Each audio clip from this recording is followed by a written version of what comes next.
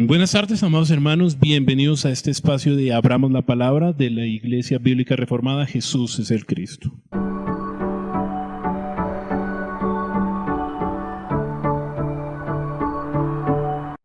En este espacio la idea es poder dar respuesta a preguntas teológicas teniendo en cuenta que no somos los superteólogos, sino que hemos decidido estudiar la palabra, lo que el Señor nos permita conocer y comprender acerca de, y pues estamos aquí intentando dar respuesta a preguntas teológicas. El día de hoy pues estoy acompañado por 3 personas. En este caso, pues Antonio Piraquive, que está a mi izquierda, que ustedes lo pueden apreciar, y pues mis 2 hermanos, Darwin Gutiérrez y Enrique Borges. Como mencioné anteriormente, no somos los super teólogos, pero pues vamos a intentar buscar en medio de las Escrituras la respuesta a la pregunta teológica que tal vez usted tenga y nos deje en los comentarios, o que nosotros pues nos estamos planteando. Justamente el tema que nos compete hoy es una de las 5 solas. Recordemos que las 5 solas pues son 5 puntos que toman la Reforma en aquella época de Lutero y de Calvino para sustentar los 5 puntos principales que toca la Biblia. Digámoslo de esa manera, que está sola Escritura, solo a Dios gloria, sola gracia, solo Cristo y sola fe. Entonces esos son los 5 puntos que vamos a estar tocando en diferentes series a lo largo de este espacio que tiene la IBR. Y el día de hoy vamos a tocar justamente solo Cristo. Así que quisiera escuchar pues a mis hermanos respondiendo pues la primera pregunta que nos compete, en este caso pues el hermano Darwin, quisiera escucharlo con respecto a si es solo Cristo o unitarios o Jesús solos. Porque hay muchas personas que lo confunden, ¿no? Que toman el punto de que decimos, sí, somos solo Cristo o aplicamos solo Cristo, pero ¿eso nos vuelve unitarios? ¿Somos Jesús solos? ¿O qué pasa ahí? ¿Jesús solos o solo Cristo? Bueno, yo creo que este tema es muy importante y hay que empezar pues hablando acerca de que no somos unitarios, no somos Jesús solos, porque pues bien lo sabemos que ellos niegan la Trinidad, ¿cierto?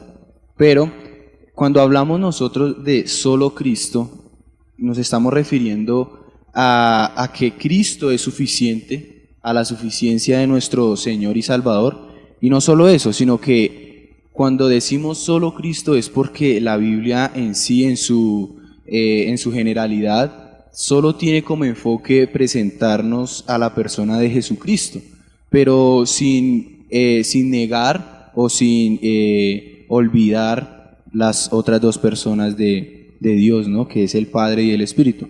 Me gustaría de pronto leer un texto que está en Isaías capítulo 48, versículo 16, que es muy claro y pues está en el Antiguo Testamento, pero que nos da la luz de que aún en medio del Antiguo Testamento, quien se movía era Cristo.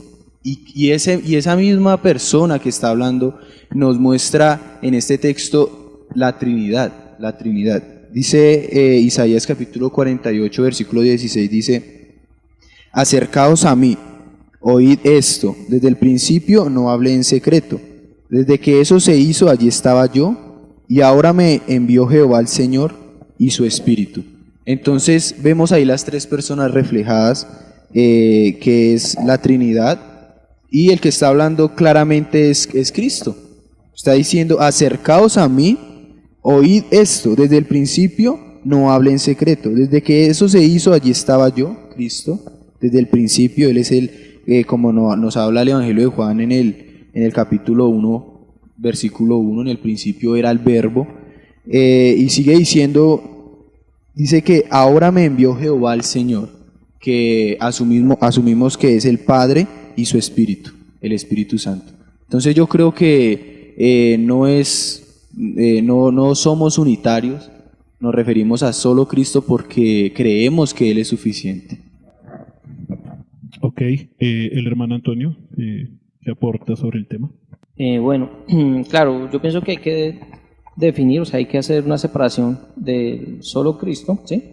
como dice el hermano Darwin, o sea, nos estamos enfocando de que Cristo siempre está en las Escrituras, ¿sí? Entonces a eso nos basamos sin dejar de creer en el Padre y en el Espíritu Santo. Pero también hay que diferenciar lo que es el unitarismo, ¿no? O también conocido como el monarquismo, ¿no? Que eso surge también con la Reforma, aunque eso lleva desde los saduceos, en la misma palabra uno puede ver como esa línea, ahí empieza todo. Entonces uno se da cuenta que es una línea de engaño y hay que aclarar eso porque la gente se puede confundir, las personas se pueden confundir con eso. O sea, cuando una persona quiere explicar en una predicación, vamos a hablar de solo Cristo, ¿sí? Entonces en las 5 solas dicen, no, solo Cristo. Ellos la gente puede malinterpretar esto, ¿no? Van a decir, esta gente es Jesús solos, ¿no? Y ya piensan que estamos en una secta o algo así, y no es así. Porque el deseo de esa persona es mostrar en la Biblia, ¿sí? ¿Por qué hablamos de Cristo? O sea, ¿cuál es la esencia del Señor? ¿Sí? ¿Por qué queremos resaltar a Cristo, ¿no? Y pues a él sea la gloria, ¿no? A Jesucristo. Entonces, el unitarismo nosotros lo concebimos como secta o lo concebimos como un engaño, como un error. Es porque se tiende a separarse en la Reforma, tienden a separarse y estas personas, ellos empiezan a enfocarse en cosas que ven a Cristo, o sea, empiezan a separar a Cristo inclusive de la divinidad, empiezan a separar a Cristo, empiezan a ver solo a Jesús y dicen que Jesús y Dios y el Espíritu Santo es uno solo. O sea, ellos refutan con versículos donde ellos dicen, no, Jesús es claro y es evidente que Dios es único y no hay más, ni Padre, ni Hijo, ni Espíritu Santo, ¿no? Pero nosotros lo hemos visto, pienso que es muy claro que en la Biblia vemos al Padre y al Hijo como el hermano Darwin expuso, y en muchos versículos vamos a encontrar al Padre, al Hijo y al Espíritu Santo. E inclusive a mí me sorprende que los unitaristas, ellos dicen, por ejemplo, en Génesis 1:1, perdón, lo leo, al favor acá de mis hermanos, ¿no? Y dice, en el principio creó Dios los cielos y la tierra estaba desordenada y vacía, y las tinieblas estaban sobre la faz del abismo, y el Espíritu de Dios se movía sobre la faz de las aguas. Y dijo Dios, sea la luz, y fue la luz, y vio Dios que la luz era buena, y separó Dios la luz de las tinieblas. Llamó a Dios la luz día, y a las tinieblas llamó noche, y fue la tarde y la mañana un día. Entonces ellos en parte, al leer estos versículos, ellos dicen, miren, ahí está. En el principio creó Dios los cielos y la tierra. O sea, no está hablando de, aquí tendría que decir de otra manera, aquí tendría que decir que en el principio los dioses, ¿sí? O los 3 espíritus o algo, que ellos se basan en eso. Un versículo sencillo, porque ellos tienen muchos, y empiezan a engañar a la gente con esto. Y yo respeto el pensamiento de los unitarios, pero obviamente, con todo respeto, hermanos, están salidos están salidos del cuadro, ¿sí? O sea, estamos salidos del cuadro porque la Biblia es muy clara, donde nosotros sabemos que el Padre y el Hijo y el Espíritu Santo están ahí, siempre han estado ahí, sino que ellos confunden a Cristo, porque Cristo siempre ha estado en la Biblia, ¿sí? Entonces ellos no entienden al Padre y no entienden al Espíritu Santo, y sin embargo omiten más adelante cuando el Señor viene y dice, hagamos o sea, hablan en plural, ¿cierto? O sea, entonces ellos ¿qué dicen ante eso? Y eso no dicen nada, y sí dicen, quedan mirando de para arriba, ¿cierto? Entonces, yo pienso que es separar eso. Pero cuando nosotros, los que creemos en el Padre, en el Hijo y el Espíritu Santo, cuando hablamos de solo Cristo, es para darle la gloria a Cristo porque la Biblia habla de Cristo, ¿sí? Entonces, ese es mi punto de vista. También es cuando ellos toman una parte en Deuteronomio que se llama el Shema, que es, oye Israel, el Señor es uno solo es el Señor, solo hay un Dios. Entonces, ¿pero qué pasa? Se separa ese versículo de toda la Biblia y no solamente se interpreta el versículo, cuando podemos saber que la Escritura se debe interpretar toda. Dice Pedro que debemos tener en cuenta todo el consejo de Dios. Entonces, es un error gigante. Pero también hay que tener en cuenta, hermanos, que cuando hablamos y digamos, estamos refutando, digamos, un argumento acerca de si somos solo Cristo o si somos unitarios, debemos tener en cuenta que explícitamente en la palabra de Dios no se encuentra la palabra Trinidad, ¿cierto? Y hay un texto, o más bien varios textos, o un argumento de los unitarios que están más que todo en el libro de los Hechos de los Apóstoles, donde vemos que Pedro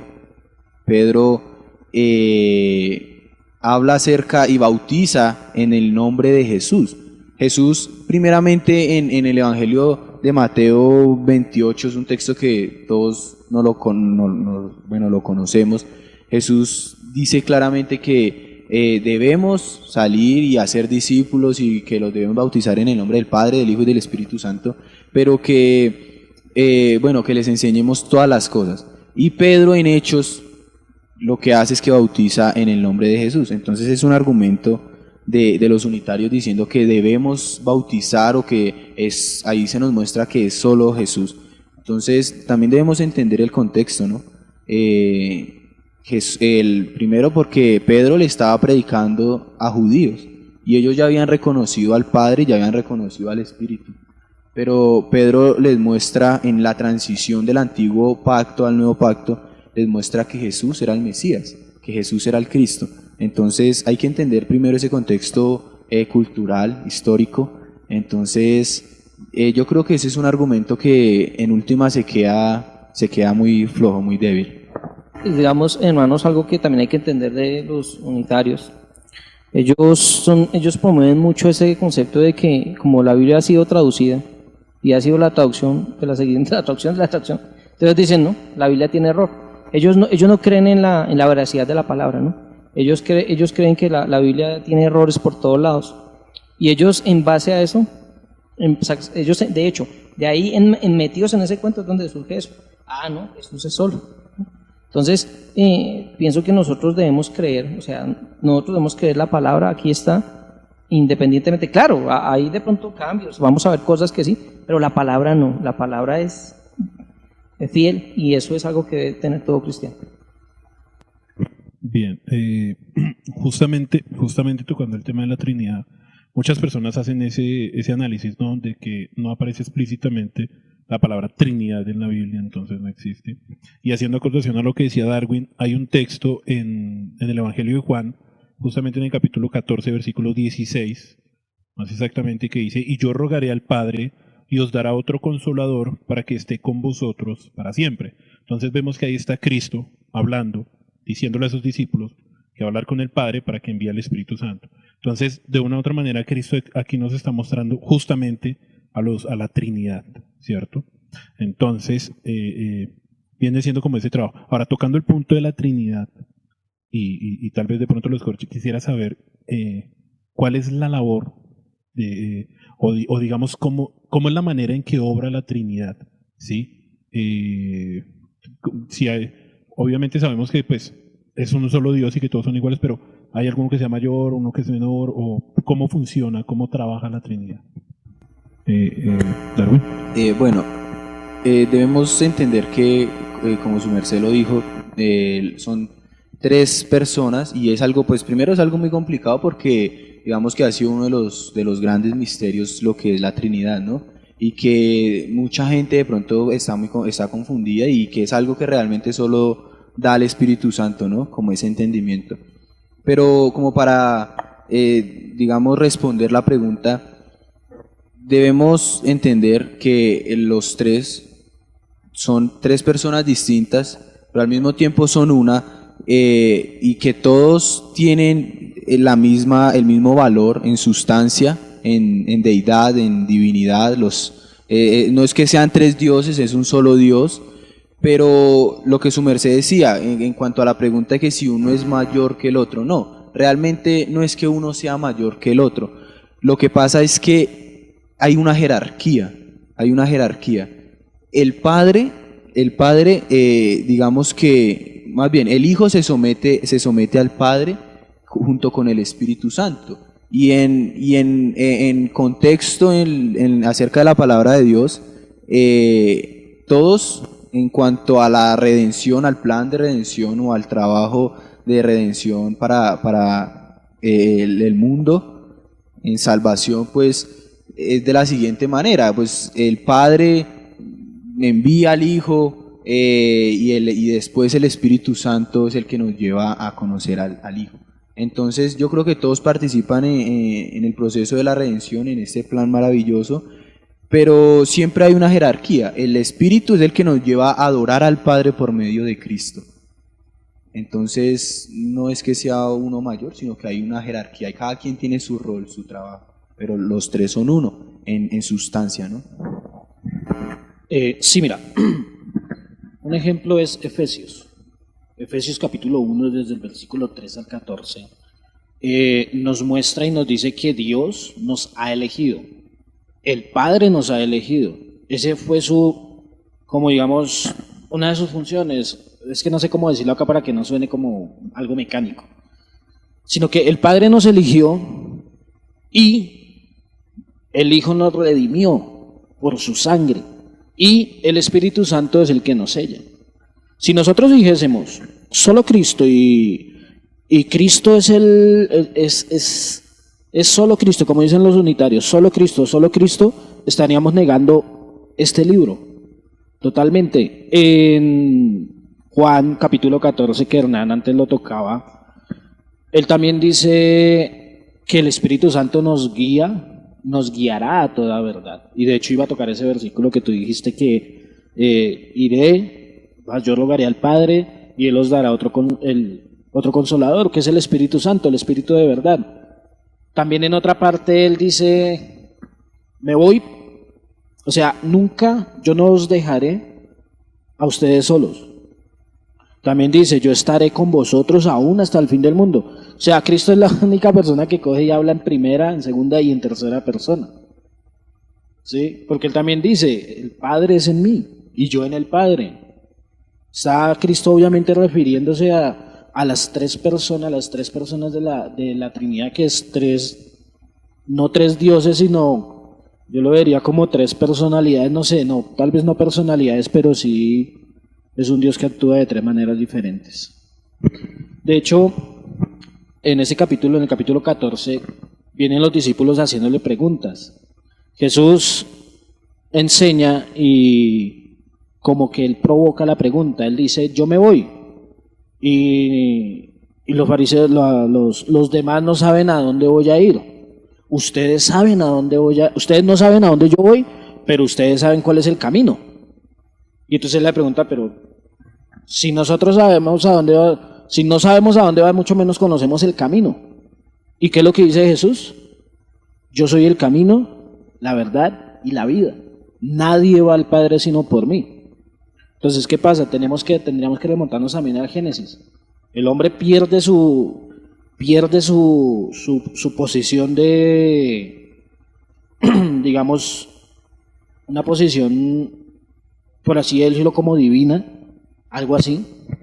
Sí, es una posición que está junto a Dios, no ha pecado, una posición de inocencia. Uh-huh. Él peca y pierde el camino. Entonces, ¿qué hace Dios? Como el hombre pecó, no puede regresar por sí mismo al camino porque se perdió. Entonces Él coloca un camino, que el camino, ¿quién es? Cristo. Entonces, ¿qué es lo que hace Dios? Desde Génesis nos está narrando cuál es ese camino, y los del Antiguo Testamento, los profetas, ellos entendían eso aunque lo veían borroso. Y ahora nosotros tenemos la revelación, ya Cristo fue revelado, ya Cristo llegó a nosotros. Él vino ya, sí, nosotros conocemos por el Nuevo Testamento, por todos aquellos que predicaron y los que han predicado de Cristo. Ahora conocemos y vemos que es Jesucristo. Es Cristo el que hablaba todo el Antiguo Testamento, el que se profetizaba en el Antiguo Testamento. Entonces, nosotros, para dejar sentados, no somos unitarios, porque al ser unitarios estaríamos arrancándole las muchas hojas a la Biblia. Cada uno tiene su labor, pero sigue siendo uno mismo, ¿sí? O sea, por eso nosotros somos monoteístas, claro que creemos en un solo Dios, pero entendemos que ese Dios tiene cada uno tres maneras de orar distintas. Monoteístas y tripartitas. La siguiente pregunta es, ¿a qué nos referimos exactamente cuando decimos solo Cristo? ¿Sí? ¿Por qué?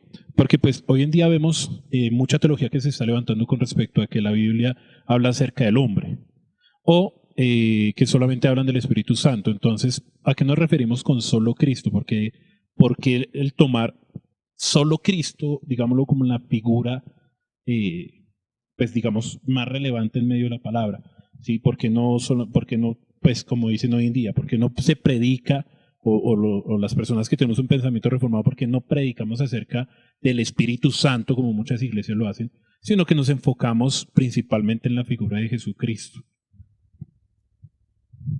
Antonio.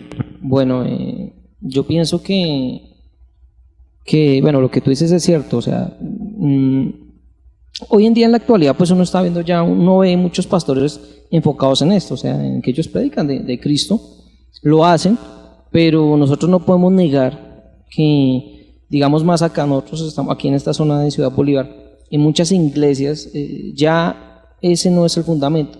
La gente cree que el evangelio es solamente porque creen que Jesús vino, fue crucificado y resucitó, ya ahora ya son salvos, y ahora se enfocan en la iglesia, ¿sí? Entonces piensan que la iglesia es un lugar donde tienen que hablar de todos los temas habidos y por haber, ¿sí? Y se enfocan en temas humanistas, temas hasta psicológicos. Hoy en día uno ve hasta la psicología de una manera impresionante, o sea, atestada todas las iglesias con la psicología, y ya no se enfocan en lo que realmente es el mensaje del evangelio, que siempre va a ser el importante, o sea, siempre va a ser el importante, ese tema siempre va a ser Cristo, ¿sí? Donde veamos en la Biblia, o sea, en la Biblia tú vas a ver en Cristo en cada libro. En cada libro vas a encontrar a Cristo, desde Génesis hasta Apocalipsis, Cristo es el protagonista, ¿sí? Bueno, entonces todo parte desde la Reforma, cuando en la Reforma vemos que Martín Lutero y Calvino y bueno, todos los reformadores, ellos ven como que eso no se estaba aplicando, cuando ellos empiezan a estudiar la palabra, ¿sí? Nosotros sabemos que, por ejemplo, Martín Lutero era un fraile, ¿no? Y los frailes, ¿qué hacían? Ellos hacían un voto de pobreza. Entonces, este hombre, él viene y empieza a estudiar la palabra como pudo, y empieza a darse cuenta de que lo que en ese momento explicaba la Iglesia Católica estaba completamente fuera de contexto, de todo. ¿Por qué? Porque Martín Lutero se dio cuenta que en la Escritura él vio a Cristo en todo lado, ¿sí? Y así la mayoría de reformados. Entonces ellos, al ver a Jesús, entonces decían, bueno, pero la Iglesia Católica no está predicando esto, ellos están predicando lo de las indulgencias, lo del purgatorio y todas estas cosas que pues nosotros respetamos, ¿no? Pero que en la Biblia no están, claramente no están. Entonces Martín Lutero tiene que hacer la reforma, y él deja claro y establecido, ellos y los reformados dejan establecido de que hay que creer solo en Cristo. Entonces por eso es que nosotros hablamos de solo Cristo. Bien, no sé, los hermanos Darwin, tal vez quieras aportar al tema. Bueno, pues yo pienso que con esta pregunta de que ¿a qué nos referimos con solo Cristo o a qué se refiere con solo Cristo? Yo creo que hacemos referencia a que solo en Cristo hay salvación. Solo en Cristo. Hechos capítulo 4, versículo 12 dice claramente que no hay otro nombre bajo el cielo dado a los hombres en que podamos ser salvos. Entonces, yo creo que ese fue el enfoque principal de la Reforma Protestante, lo que nombraba Antonio acerca de las indulgencias y de la manipulación que tenía el catolicismo romano en el siglo XVI.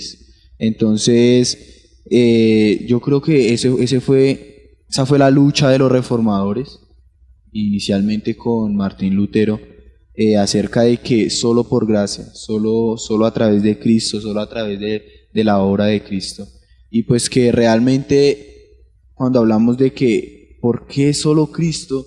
Es porque no hay otro mediador, no hay otro mediador. El apóstol Pablo le dice claramente a Timoteo en 1 Timoteo capítulo 2:5 que solo hay un mediador entre Dios y los hombres, Jesucristo hombre. Entonces es por eso más que todo que nos referimos a que solo Cristo, solo en Cristo hay salvación. Bien, nuestro hermano Enrique, por favor. Bueno, cuando decimos solo Cristo, estamos hablando también en la época de la Reforma. En ese tiempo y también ahora, hay quienes dicen que sí, Cristo salva, pero usted tiene que hacer esto. Cristo salva, pero usted tiene que hacer obras de caridad. Cristo salva, pero usted tiene que hacer tal y tal cosa para alcanzar la salvación. Pero la cuestión es que sí, nosotros tenemos que obrar, pero esas obras son el resultado de nuestra fe, de la fe en Jesucristo. Pablo mismo dice, ¿quién me librará de este cuerpo de muerte? Él hace una exposición de lo que es el hombre, de lo que son las obras de la carne, de todo esto, y dice, ¿quién me librará de este cuerpo de muerte? ¿Quién me librará si no es Jesucristo? Solo Cristo, y solo Cristo salva, y Él es el único camino para el Padre. Yo creo que ese es yo diría que ese es mi versículo favorito para debatir estas cuestiones de que sí, la fe en Cristo, pero también tú tienes que hacer tal cosa para recibir la salvación. Cristo salva, y Pablo lo deja bien estipulado en el libro de Romanos, cuando él nos dice que éramos esclavos del pecado, Cristo nos salvó y ahora somos esclavos de la justicia. O sea, las obras que nosotros hacemos no son para alcanzar la salvación. Las obras que nosotros hacemos son resultado de que el Espíritu de Dios está en nosotros. Y solo por Cristo hay salvación, como lo acaba de leer aquí Darwin.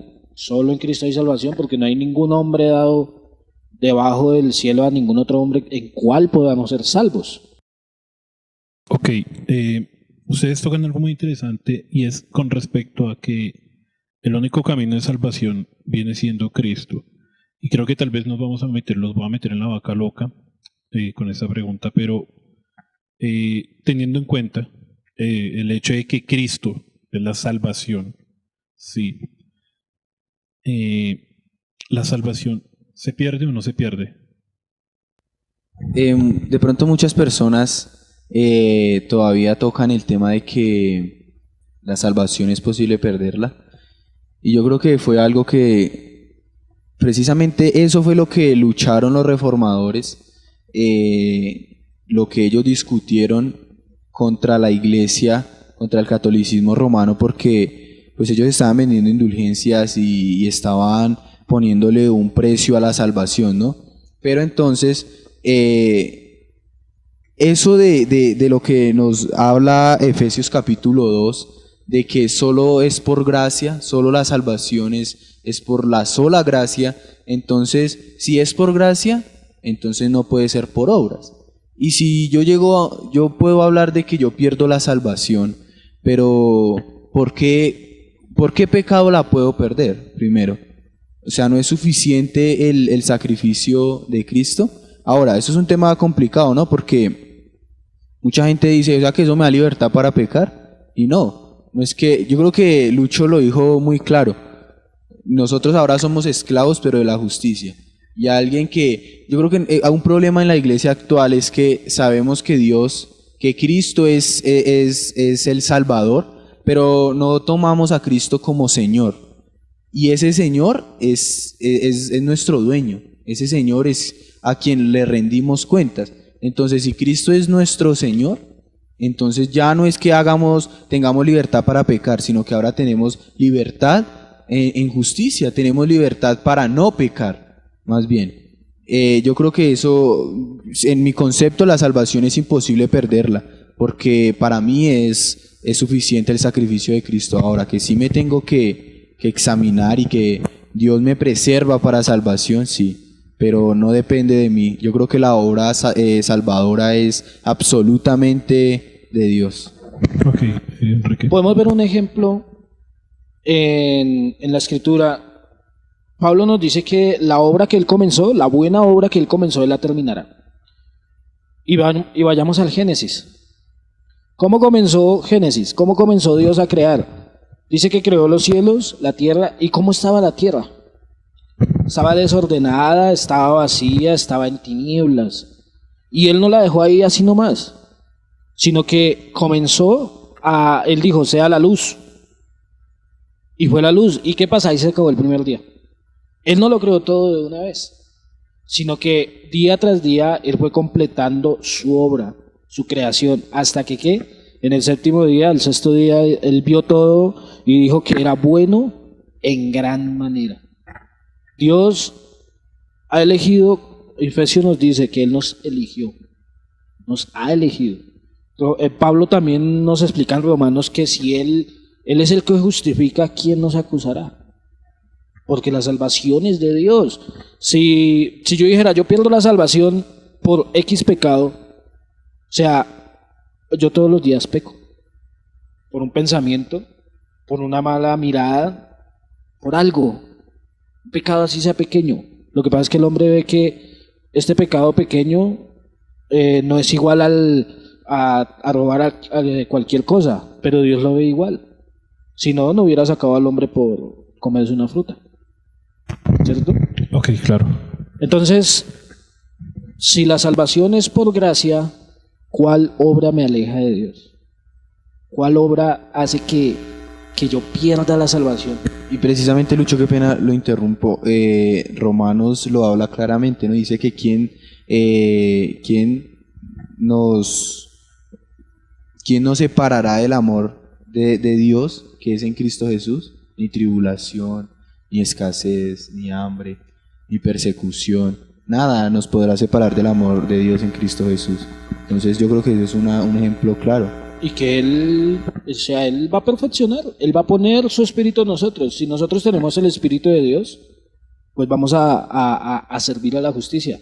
Alguien me decía, de hecho yo discutía con alguien esta semana así, y alguien me decía, no, entonces me está dando permiso para pecar. Yo le dije, si usted piensa así, no tiene el espíritu de Dios. Porque si usted tiene el espíritu de Dios, ¿qué va a querer hacer? La voluntad de Dios. Dios dice en uno de los profetas, no me acuerdo en cuál es, creo que es en Ezequiel, que dice, yo pondré mi espíritu en vosotros y haré que anden en mis caminos y en mis estatutos. O sea, y vemos que los apóstoles predicaron, pero porque el Espíritu Santo estaba en ellos. Los apóstoles hicieron buenas obras, pero porque el Espíritu estaba en ellos. Los apóstoles también se equivocaron. También se equivocaron, porque eran humanos, porque Dios no había perfeccionado todo. Yo siempre le digo esto a la gente. Yo le digo, si usted el día que va a ser perfecto es el día de la resurrección. Ya. Pero el resto va a seguir con la tendencia a pecar. Pero Dios va a trabajar como el alfarero cuando se arruina la vasija. El alfarero, ¿qué hace? La derriba y construye una nueva. Pero es el mismo barro. Bueno, pues yo tengo dos cosas sobre esto. O sea, respeto, claro, a los hermanos que están en la postura de que creen que la salvación se pierde. Yo tengo que ser sincero con ustedes acá y con los hermanos que nos van a mirar, o los que vean el programa. Yo hasta este año, digamos, por ejemplo, yo siempre estaba en el concepto de la salvación se pierde o no se pierde. Yo me hacía siempre ese interrogante. Y bueno, ya llevo años en el Evangelio. Pero cuando yo me formé, pensaba que la salvación se perdía, ¿sí? Eso siempre así. Pero a medida que yo empecé a estudiar la palabra, pues la mayoría de profesores que uno tiene, ellos nos decían, no, mira, la salvación no se pierde. Y yo, bueno, chévere, pero como yo había sido tan engañado en muchas cosas, yo siempre he tenido la duda en mi cabeza. Y yo decía, bueno, chévere, porque el hombre me refuta y defiende eso a capa y espada, la postura de la salvación se pierde, ¿no? Ahora, eso me gusta, porque esa es una, que dicen que es que nosotros los cristianos andamos agarrados todos. Y aunque pareciera cierto esto, la verdad eso nos muestra también que no somos una secta, porque en una secta todos tienen que pensar igual. Todo en una secta tienen que pensar igual y se creen los elegidos. Eso es parte de una secta. Pero nosotros como cristianos, todos pensamos diferente, y eso es lo hermoso, eso es lo bello del Evangelio, que aunque unos digan, bueno, la salvación se pierde, y lo importante es que estamos unidos por Cristo. Sin embargo, a mí me pasó que yo dije, bueno, hasta este año yo dije, bueno, listo, voy a leer la Biblia, porque yo le creía, no, este tipo sabe mucho de Biblia, entonces la salvación no se pierde. Miraba a otro que sabía más Biblia y decía la salvación se pierde, yo decía no. Y entonces yo entraba en esa duda, y yo seguía con esa duda, y yo como que, y decía, bueno, no, pues la salvación no se pierde, pero en mi mente no estaba seguro, ¿sí? Pero hasta que yo dije, bueno, Señor, yo necesito es que seas tú quien me explique con la palabra. Y me puse a estudiar Romanos, es el libro más claro, y yo lo leí, y aunque muchos lo habían leído, yo decía, sí, pero yo sabía lo que decía tal pastor, conocidos pastores duros, ¿sí? Como Armando Alducin, Sugel Michel, Miguel Núñez, bueno, la salvación no se pierde, ¿sí? Hombres tremendos de Dios. Pero yo decía, bueno, todavía tenía la duda, y cuando leo Romanos, y empiezo a leerlo, yo ya había leído el libro de Romanos, pero la verdad nunca lo había leído en su contexto, ¿sí? Nunca me había puesto a detallar a leerlo en su contexto, olvidarme de los títulos, olvidarme de los títulos que hay, digamos, por ejemplo, dice tal cosa, no, sino lo leí de recorrido y empecé a hacerle un estudio, un análisis y quedé sorprendido, donde yo dije, wow, o sea, para mí fue claro Ahí yo pude entender que la salvación no se pierde. Ahorita estoy 100% seguro y no estoy cavilando en mi cabeza, no.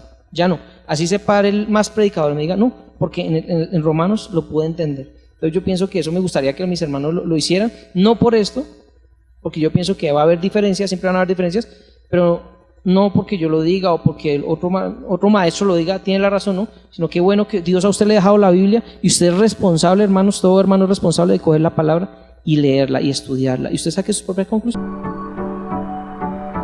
Continuando con este tema de solo Cristo, hay una pregunta que surgió en medio de esto. ¿En qué momento o cómo nace solo Cristo? El lema de solo Cristo, ¿cómo nace? ¿De dónde nace? Enrique, por favor. Bueno, debemos de tener en cuenta que la Reforma vuelve a abrazar este tema, vuelve a abrazar este concepto. Simplemente como el título o pongámoslo así, el título, la palabra en sí, el decir solo Cristo, la palabra en sí nace en la Reforma, para decirle a la iglesia que solo en Cristo hay salvación, solo en Cristo podemos alcanzar la vida eterna. ¿Pero de dónde se basaron ellos? De las Escrituras, de la palabra de Dios. Entonces el concepto así de solo en Cristo hay salvación viene desde la iglesia primitiva.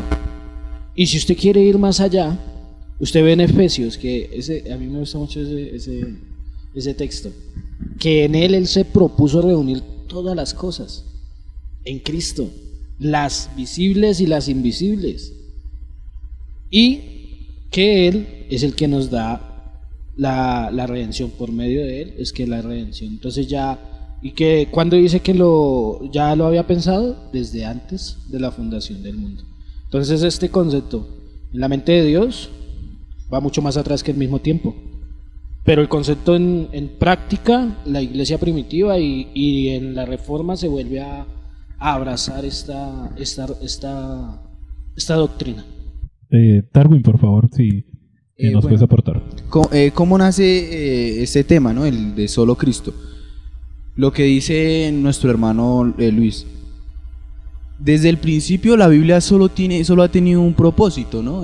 Juan 20, 30 y 31 lo dice claramente, que todas las escrituras nos han dado solamente para que creamos que Jesús es el Cristo. Y realmente este tema se abarca en todas las escrituras, pero en la práctica realmente sale en el siglo XVI, en la Reforma, cuando los reformadores, como dice el hermano, abrazan otra vez la palabra. Ellos abrazan la palabra. Debido a que ellos abrazan este término de solo Cristo, que solo en Cristo hay salvación, solo es a través de Cristo, que no hay otro mediador entre Dios y los hombres, sino solo Jesucristo. ¿Por qué?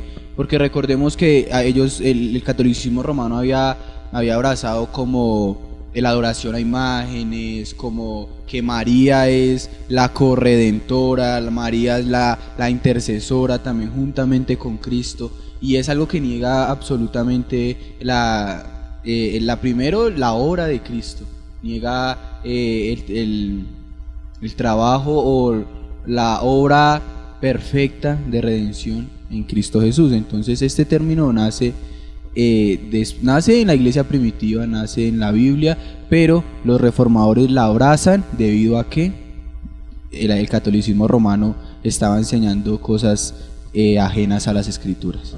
Antonio, por favor. Sí, no, pues, ¿qué puedo aportar yo? Pues aquí mis hermanos me dejaron sin palabras. Pero no, sí, básicamente lo que dice el hermano Darwin y lo que dice el hermano Luchito es muy cierto. O sea, la iglesia católica estaba con ese sincretismo, ¿no? O sea, esa unión de religiones. ¿Por qué? Porque ellos querían manejar el poder.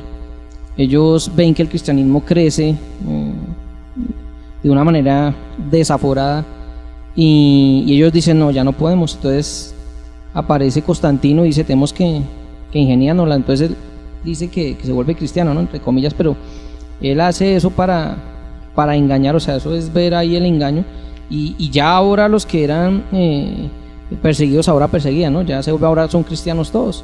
Pero ahí meten un poco de religiones, todo lo que es el conocimiento greco-romano, donde uno ve los dioses, el pensamiento egipcio, porque los romanos, de hecho, en la historia, cuando inclusive antes de Cristo y todo eso, ellos no tenían problema. Ellos ¿qué decían? O sea, ellos hablaban del evangelio, y ellos ¿qué expresaban del evangelio? O sea, para ellos el evangelio, ellos manejaban ese término, que era la eureka, ¿no? Las buenas nuevas del César.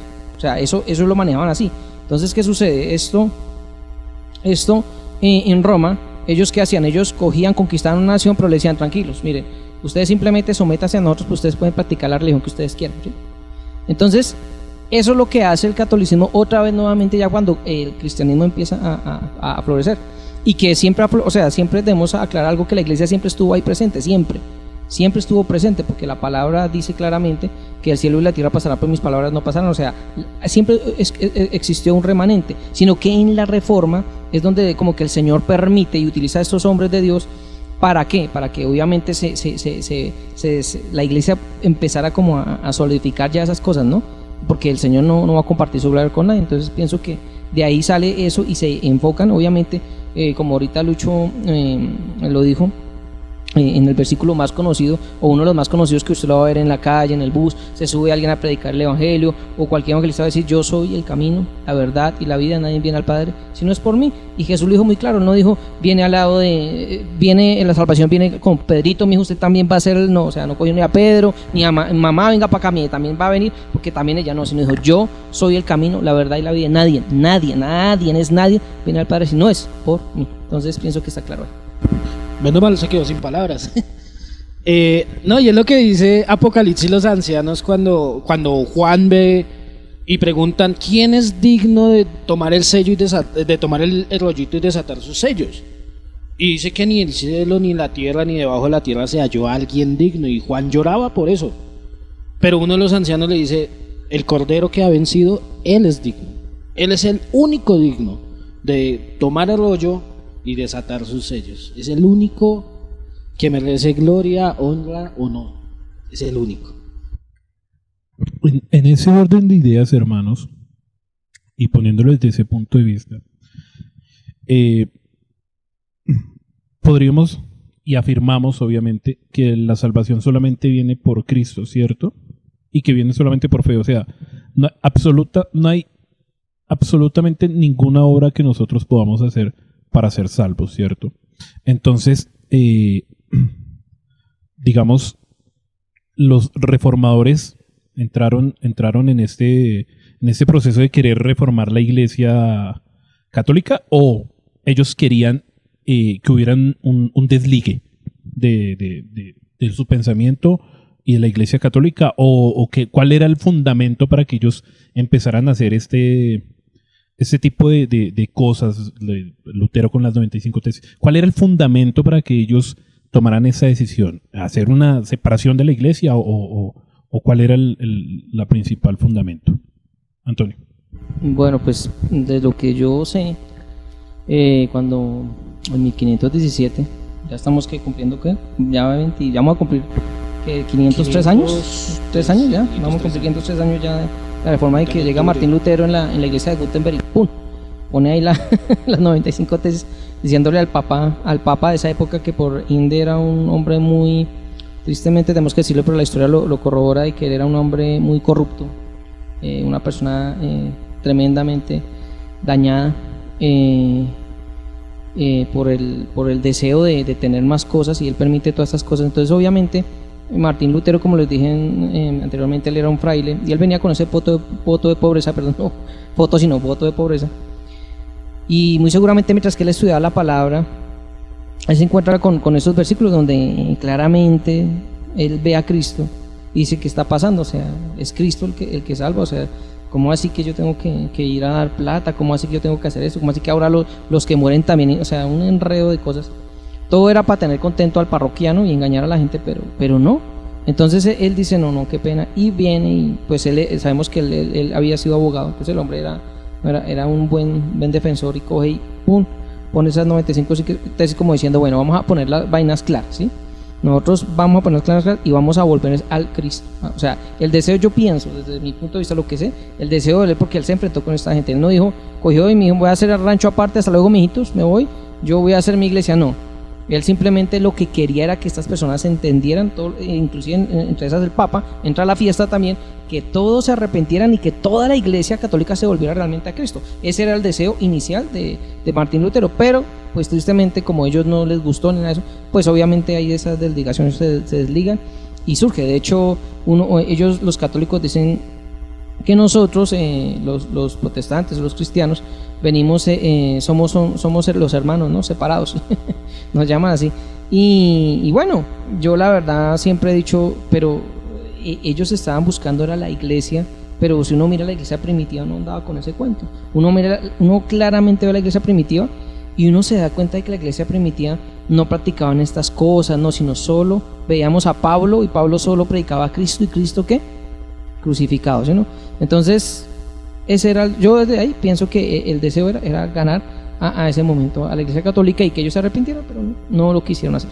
Lo que dice el hermano Antonio, yo creo que digamos Martín Lutero en el momento que empieza a estrellarse, por decirlo de alguna manera, con las escrituras, así como de pronto muchos de nosotros nos hemos estrellado, y que es el mismo Espíritu Santo quien nos ha revelado las escrituras.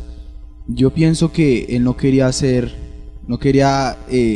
protestante, o sea, ser apartado, separarse del catolicismo, sino que quería reformar el catolicismo.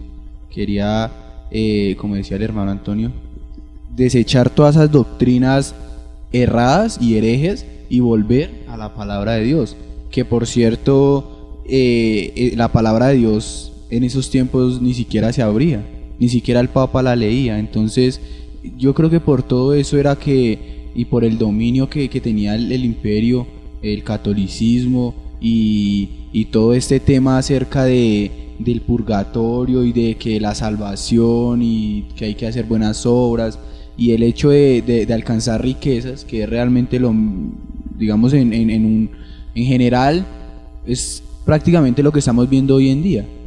Entonces por ese tema yo pienso que Martín Lutero no quería separarse, sino que él quería ser bíblico, quería ser reformador realmente.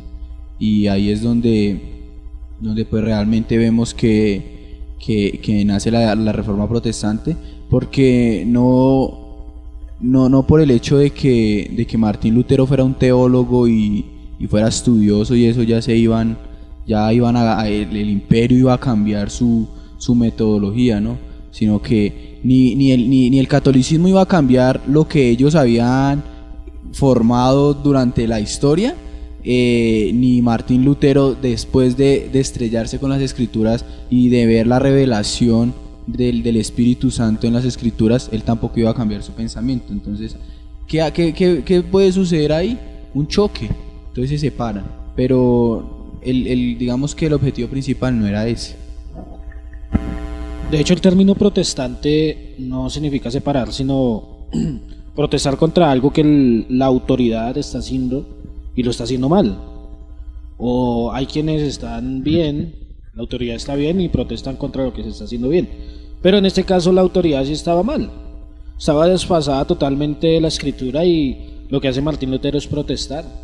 Como digamos usted en su casa tienen caviar o jamón báltico, jamón serrano, pero usted le da una sopa de cabeza de pollo y usted protesta contra eso porque no le gusta, pero usted no se separó de su familia y entonces su familia dice no, aquí se come lo que yo digo y punto, si no se va de la casa. Entonces es un choque así, pero Martín Lutero, en la cabeza de Martín Lutero no, ni de ninguno de los reformadores estaba en separarse de la iglesia, sino darle una reforma. Y yo veo el término reforma es como tomar algo que se ha dañado y reformarlo, darle otra vez nuevamente la forma original desde el principio, como arreglar. Para terminar, la última pregunta es, y digamos es como, por no decirlo la más complicada, sino digamos la aplicación de lo que venimos hablando, es porque hoy en día, en muchas iglesias, no digo en todas, sino en muchas iglesias, ya no se toca este tema, o sea, no se predica el punto de solo Cristo, teniendo en cuenta de lo que veníamos hablando de que Cristo está en toda la escritura, pero entonces vemos en iglesias que hablan acerca del hombre, que hablan acerca de el mundo espiritual, de la guerra espiritual, de la profecía, de los apóstoles, de los dones. Entonces se enfocan en otros puntos de los cuales la Biblia no tiene su eje central, sino que el eje central de la palabra es Cristo. Entonces, ¿por qué hoy en día en las iglesias no se predica de Cristo? ¿O por qué no se predica este tema de solo Cristo? Hermano Darwin. Bueno, yo creo que todos lo sabemos, y no es un secreto para nadie, que Latinoamérica está inundada de este movimiento carismático, donde realmente pasa lo que pasaba con el catolicismo romano en la época de los reformadores. ¿Qué pasa? ¿Por qué no se predica de solo Cristo en estos tiempos en muchas iglesias? Porque para ellos no es suficiente.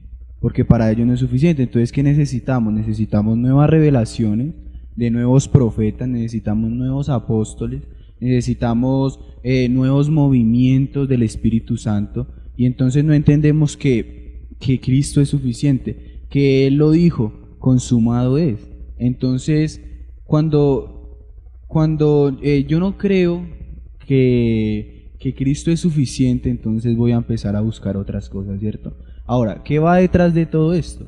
También, para nadie es un secreto que detrás de todo eso también viene una cosa que es muy clara, y es el negocio. Y es exactamente lo mismo.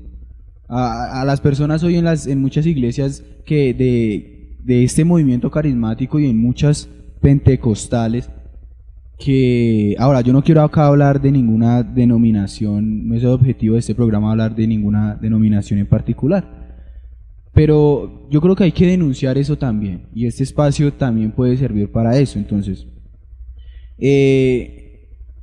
¿por qué pasa eso? Se ve el negocio, se ve el ego, se ve que una persona quiere ser exaltada en vez de exaltar a Cristo. Entonces, los falsos profetas. ¿Por qué no se habla de esto hoy? Por los falsos profetas. No es un secreto para nadie que estamos plagados de este movimiento, que ha llevado a la gente a que confíe más en que, y le dicen a las personas, si usted no diezma, si usted no siembra, si usted no hace esto, entonces puede perder su salvación, se puede ir para el infierno. Y lo digo ¿por qué? Porque yo también y formé parte de un movimiento de esos. Y el concepto que se movía era que si usted no diezma, está siendo desobediente, y por desobediencia no hay salvación. Usted puede perder su salvación. Entonces, todo esto, detrás de todo esto hay un negocio, hay un interés, ¿sí?, particular de una cierta persona. Entonces, no se habla de Cristo precisamente por eso, porque a ellos les interesa vender otra vez la salvación, que implícitamente la están vendiendo. Si usted no diezma, si usted no da dinero, si usted no siembra, entonces puede perder su salvación. Es exactamente lo mismo que está pasando, lo mismo que pasó en el siglo XVI con el catolicismo romano. En ese tiempo se vendían las indulgencias. Si usted no paga, entonces no puede ser salvo, o si usted no le paga a su familiar, entonces va a durar mucho tiempo en el infierno. Pero no, si usted paga, entonces puede ir al purgatorio y luego al cielo. Pero no, en este tiempo es exactamente lo mismo, y por eso es que no se predica solo Cristo, porque para ellos Cristo no es suficiente. Bueno, es exactamente, yo veo hoy el mensaje a la Odisea exactamente hoy. La Odisea decía que él no tenía necesidad de nada, que era una iglesia rica, próspera, que era una iglesia que no necesitaba absolutamente nada. Pero el Señor le decía, tú eres un ciego, desventurado, andas desnudo, y Él le aconseja que compre de Cristo, compre vestiduras blancas para que se vista, que compre oro refinado, ¿sí?, de Él, y que se unja los ojos con colirio. Y hay algo interesante que el Señor le dice a esta iglesia, le dice, he aquí yo estoy a la puerta y llamo. Y nosotros hemos tomado este caballito de batalla para ir a evangelizar, a decirle a la gente, no, Cristo está a la puerta de tu corazón, Él te está llamando, pero es que el mensaje está dirigido a la iglesia. Y hoy en día hemos dejado a Cristo afuera, como pasó con la Odisea. Dejó a Cristo afuera y por eso Cristo está golpeando. Pero Él está llamando caballerosamente, sí, pero es un llamado antes de Él tomar cartas en el asunto y meterse a las malas a esa iglesia y reformarla totalmente. Entonces hoy en día se ha colocado al hombre en el lugar, en la iglesia donde debe estar Cristo. Se empieza a predicar acerca de la necesidad del hombre, una necesidad material. No, el hombre necesita ser sano, el hombre necesita ser rico, por eso tiene que diezmar, por eso tiene que ofrendar, por eso tiene que dar las primicias. Eso es lo que se le dice.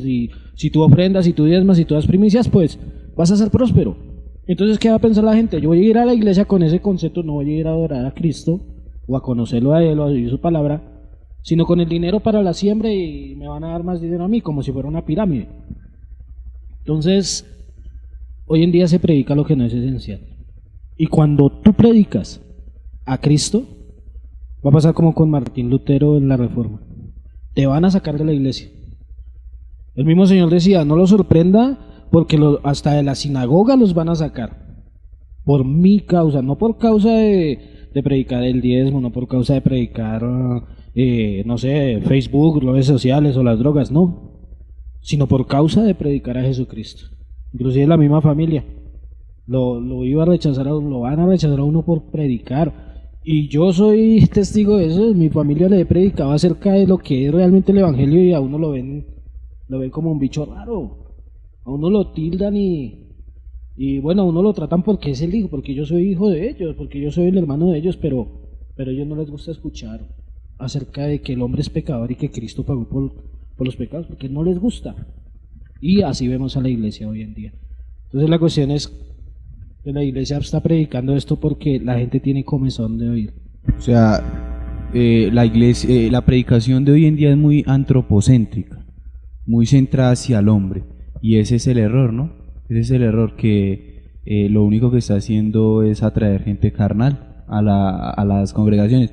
Lo que decía Lucho ahorita y hablábamos ahorita nosotros, era que ¿por qué la iglesia, si Jesucristo dijo que si Él iba a ser rechazado o que si a Él lo persiguieron, pues nosotros también, ¿cierto? Porque el siervo no es mayor que su Señor, ¿cierto? Pero ¿por qué la iglesia actual no la persiguen? ¿O por qué la gente que es inconversa no la critica? Antes, yo creo que vemos que antes hay muchos digamos, autodenominados apóstoles o profetas, llegan a hacer el auge hasta en un medio secular. Es precisamente porque sus iglesias, porque lo que ellos están predicando no es el evangelio que realmente va a atacar realmente el pecado de las personas y el ego de las personas, sino que está haciendo más bien una conferencia motivacional. Entonces, ¿por qué no pasa eso? Porque ahorita las iglesias parecen más discotecas que templos. Ahorita los jóvenes, el ministerio juvenil de las congregaciones, ya no se predica el evangelio, sino se predica sexualidad, se predica noviazgo, cuando, hermanos, nosotros tenemos que tener en cuenta algo. Si yo no tengo a Cristo, así no tenga novio o así no tenga novia, con respecto a los jóvenes, se va para el infierno. El centro es Cristo. El centro es Cristo. Si yo tengo a Cristo, eso me va a llevar a cuidarme, a guardarme de fornicación, porque Él me va a ir santificando. Pero hoy se habla de noviazgo, se habla de fornicación, se habla de redes sociales, y son cosas que realmente, pueden servir en algún momento de la vida. ¿Y Cristo? ¿Dónde está Cristo? Entonces, ahí hay un problema, y por eso la juventud de hoy en día ahí sí podemos decir que se está perdiendo. La juventud de hoy en día no tiene una cosmovisión bíblica, sino que piensa, en las iglesias están esos jóvenes carnales. Las mujeres, las niñas van con ombligueras, van con minifaldas y no hay autoridad para decirles que eso está mal. ¿Por qué? Porque hemos predicado eso. ¿Y Cristo? Esa es la pregunta. ¿Y Cristo? ¿Dónde está Cristo en las iglesias? Alguien decía que si tú quieres que tu ministerio fracase, pide el don de milagros y que Dios te lo dé. Y haz unos poquitos milagros para que la gente se reúna. Y luego te vas a otra parte a predicar la palabra. Y la gente de hoy en día quiere solo el don, solo sanar gente, pero solo para que los miren a ellos. Hay pastores que dicen, yo quiero que aquí hayan sanidades, milagros, pero para que la iglesia o ese lugar o el nombre de ese pastor se conozca. Pero no para que se conozca a Cristo. A Cristo no se conoce por los milagros, se conoce por la predicación de la palabra. Bueno, no, yo en lo personal pienso, no predican de Cristo. Bueno, sí, yo sé que hay iglesias y ya gracias a Dios pues ahorita se han levantado iglesias donde hablan de Cristo, ¿no? Pero lo que decía el hermano Darwin es cierto, aquí en Sudamérica aquí estamos plagados de gente con engaños, ¿no? Y no les conviene, o sea, no les conviene predicar de Cristo porque es que Cristo es lo máximo, ¿sí? Cristo es lo más alto. Y cuando alguien se pone al frente de Cristo, ¿qué puede hacer? Usted lo va a encontrar, por ejemplo, en el monte de la transfiguración, ¿no? Uno ve a Pedro ahí, a Juan, el otro hermano creo que era Jacob, ¿no? Que estaba Jacob, el que estaba ahí, los tres ahí, y dice que Pedro pues quedó como perdido, ¿no?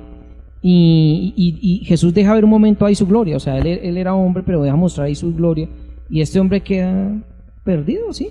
O sea, no sabía ni qué hacer Pedro, dice, no, Señor, te vamos a poner una ramada para ti, para Elías, o sea, no sabía ni lo que hablaba, ¿sí?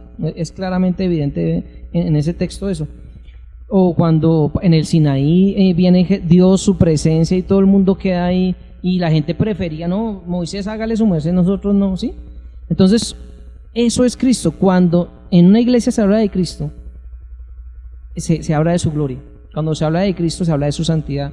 Cuando se habla de Cristo, se habla de su poder, de todo lo que Él es. Y nos hace ver a nosotros como diminutos. Nos hace ver a nosotros pequeños. Entonces, ahorita el mundo está lleno de humanismo por todo lado. Hoy vemos que es más importante el hombre, inclusive hasta los perros o hasta los animales ya son más importantes, ¿sabes? Y es sorprendente que hasta en Romanos uno puede mirar una cosa de esas, que verdad la gente le da más importancia a las criaturas que al mismo Dios. Y ha sido así, el humanismo ha llegado tanto a las iglesias que la iglesia solamente toca eso, o sea, toca solo las emociones, tocan la psiquis de las personas, por ejemplo como la psicología, que habíamos hablado de eso, algo como eso, que la psicología viene, pues bueno, el padre de la psicología sabemos que es Sigmund Freud, un hombre que tuvo que ver con el ocultismo, pero no, hoy uno ve hasta personas, no, psicólogos cristianos, pero entonces ahí es donde queda uno, dice hasta eso, o sea, hablan de Cristo y todo eso, pero cobran por la consulta, entonces estarían cobrando por el evangelio, ¿no? Entonces, cosas como ahora no estoy en contra de los psicólogos, ¿no? Es una profesión y es respetable, pero ahí sí, zapatero sus zapatos, usted allá, pero no revuelvan las cosas como el catolicismo revolvió las cosas, no revuelvan las cosas, y Cristo no les conviene a ningún pastor que piense, que quiera llenar sus arcas de dinero o que quiera glorificarse, no le conviene, porque cuando pone a Cristo, él también se vuelve chiquito, él se vuelve diminuto, pero uno ve a estos hombres y uno los ve como que son impotentes, como que no van al baño, ¿no? O sea, como que trascienden de todo, ¿sí?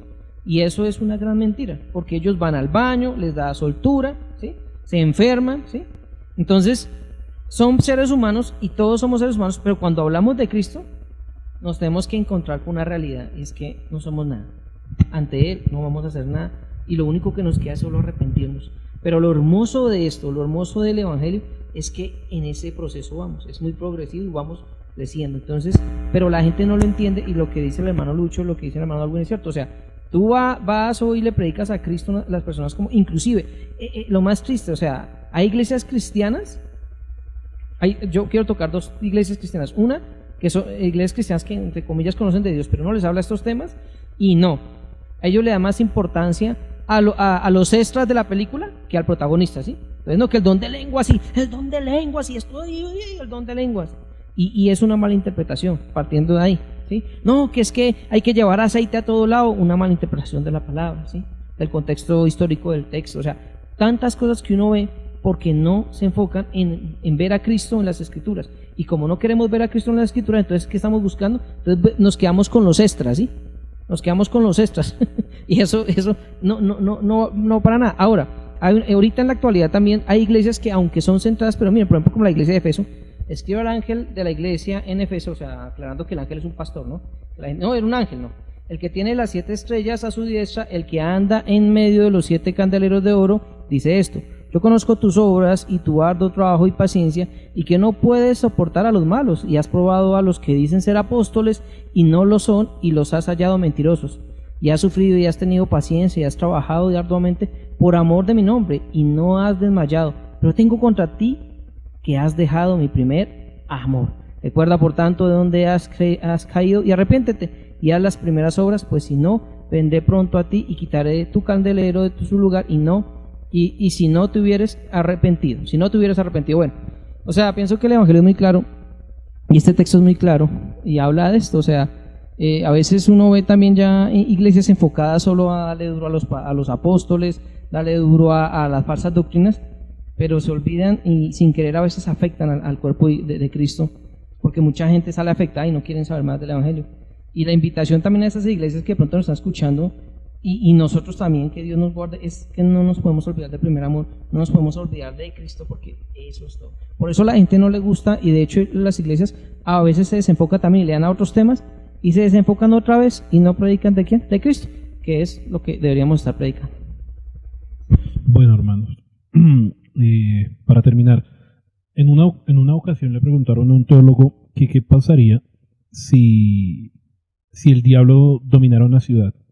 Entonces la respuesta de ese teólogo fue que dijo que la ciudad no tendría pornografía, no tendría daños morales, los niños serían educados, no habrían divorcios, no habrían engaños, no había adulterio, las iglesias estarían llenas.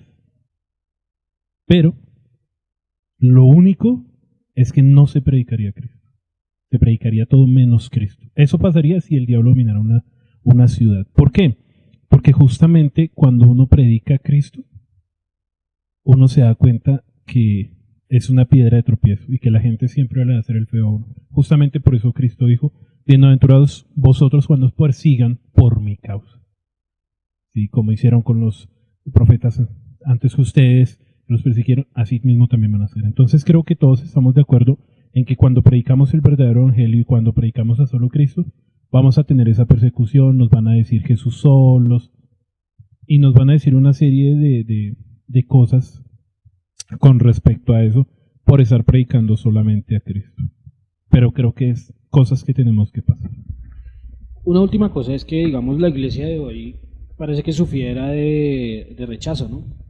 Porque no quieren ser rechazados, quieren ser incluidos, y por eso toman diversos temas para predicarlos y que la gente los acepte, que la gente los acoja. Pero cuando el evangelio es verdaderamente predicado, sí o sí vamos a sufrir esa clase de rechazos, y eso ya lo dijo el Señor. Yo quiero aportar ahí algo de lo que decía Hernán acerca de lo de que si el diablo dominara la ciudad.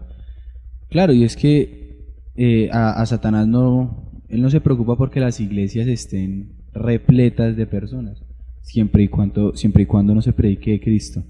Y eso es claro, o sea, debemos tener algo claro, y es algo que también se ha tergiversado en el día de hoy, es que la gente piensa, y los cristianos de hoy en día piensan en que nosotros de pronto tenemos la autoridad, o Dios nos manda explícitamente no sé, a debatirnos con Satanás en duelo, o a enfrentarnos a él directamente, y eso es un error. Primero porque Satanás no nos tiene miedo a nosotros, Satanás le tiene miedo a Cristo, y es solo Cristo. Ahí otra vez entra, solo Cristo. Eso que dice el hermano algo muy cierto. A mí me sorprende que uno ve en internet, uno ve, y es hasta chistoso, ¿no? Que uno ve a Jesús pulseando con Satanás. O sea, a unas vainas que uno dice, Dios mío, ¿de dónde sacan eso? Y eso surge a raíz de las iglesias donde promueven que nosotros andamos mucho agarrados con Satanás todo el tiempo, ¿sí? Y nos olvidamos, y eso también nos muestra Cristo, nos olvidamos de que y yo siempre lo he aprendido desde que he empezado a estudiar la palabra con más claridad, me he dado cuenta de que yo creo que el diablo ayuda es a la carne, ¿sí? O sea, me explico, nosotros somos los peores enemigos que tenemos nosotros, nuestra propia carne, ¿sí? Nosotros somos, el diablo le hace la barra, ¿sí? Y al mundo también, ellos le hacen porra a eso, pero nosotros somos los peores, lo peor, o sea, nosotros somos nuestro peor enemigo, y solo a través de Cristo podemos vencer todas esas cosas. Bueno, amados hermanos, gracias por haber venido, por habernos acompañado en este programa, en esta sección de Abramos la Palabra.